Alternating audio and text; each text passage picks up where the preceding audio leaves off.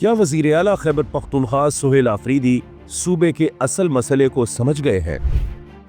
بظاہر تو یہی لگتا ہے کہ ہاں، کیونکہ ان کا مقصد اب صرف سیاسی بیانات دینا نہیں بلکہ عملی اقدامات کے ذریعے کے پی کے میں امن قائم کرنا ہو گیا ہے۔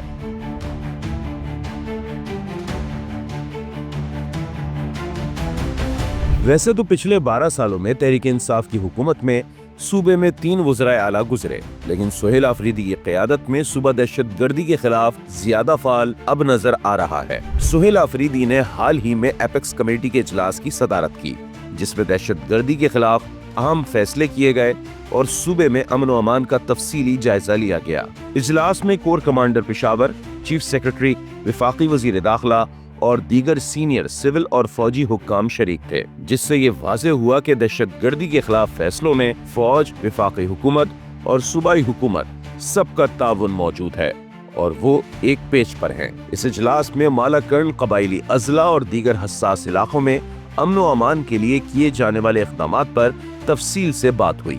مستقبل میں کن اقدامات پر عمل کیا جائے گا، اس پر بھی سب نے اتفاق رائے قائم کیا۔ سہیل آفریدی نے اس موقع پر بار بار کہا کہ دہشت گردی کے خلاف جنگ صرف سیکورٹی فورسز کی ذمہ داری نہیں بلکہ سول حکومت، پولیس اور دیگر قانون نافذ کرنے والے ادارے سب کو ساتھ مل کر کام کرنا ہوگا۔ یقیناً یہ اس بات کی طرف اشارہ ہے کہ صوبے میں دہشت گردی کے خلاف جامع اور مربوط حکمت عملی سامنے آئی ہے۔